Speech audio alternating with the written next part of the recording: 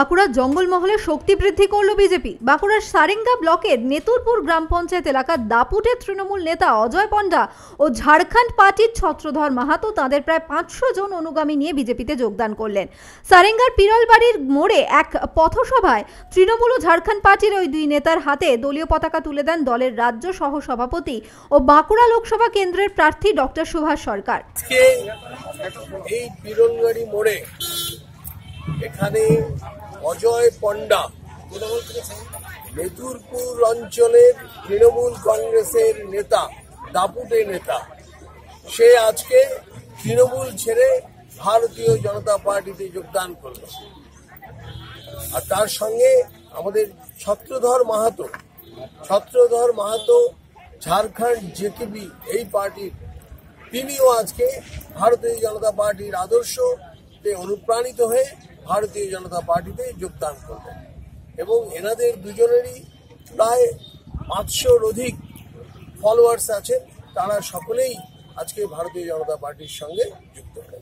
যদিও সারেঙ্গা ব্লক তৃণমূল কংগ্রেসের সভাপতি ধীরেন্দ্রনাথ ঘোষকে এই ব্যাপারে ফোনে যোগাযোগ করা হলে তিনি বলেন, অজয় পণ্ডার সঙ্গে দলের প্রায় 2 বছর কোনো যোগাযোগ নেই। বিভিন্ন রকম অনৈতিক কাজকর্মের জন্য তার সঙ্গে দলের সম্পর্ক ছিন্ন হয়েছে। উল্লেখ্য, একসময় লাল দুর্গ হিসেবে পরিচিত বাঁকুড়ার এই জঙ্গলমহল 2013 পঞ্চায়েত ভোট পরবর্তী সময়ে শাসক তৃণমূলের শক্ত ঘাঁটি হিসেবে পরিচিত।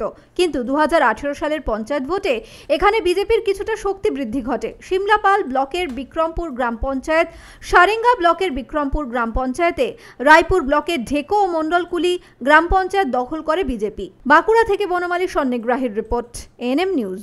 সেই যে চেনা মায়ের স্নেহ, যত্ন চেনা চেনা, ভালোবাসার চেনা শব্দে বিশ্বাস চেনা চেনা, খাঁটি সেই চেনা স্বাদ, খুশি চেনা চেনা, প্রতি স্বাদে পুষ্টির ছোঁয়া, নাম দিয়ে যায় চেনা, নতুন রূপে ভাগীরথী, আজও গুণ দিয়ে যায় চেনা। কংক্রিটের এই জঙ্গলে ফিরে আসুক সবুজ ঝড়, বন্ধ করে প্লাস্টিক, পরিবেশ হোক পরিষ্কার। গুটখা বা সিগারেট নিষিদ্ধ, মারণ সেন্সেশন।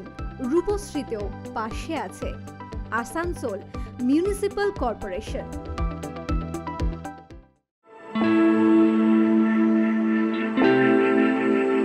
হ্যালো, আমি ইলেকট্রনিক ভোটিং মেশিন।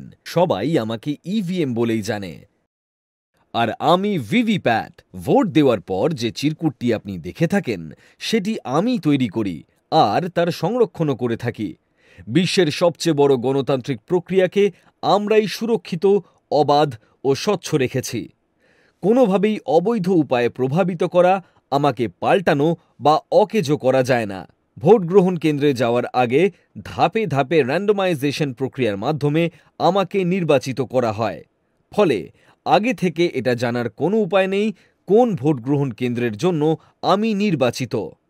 প্রস্তুতির প্রতিটি ধাপেই মহড়া ভোট করে দেখে নেওয়া হয় আমি ঠিকঠাক কাজ করছি কিনা। এই কারণেই আমি আপনাদের সবার বিশ্বাস অর্জন করতে পেরেছি।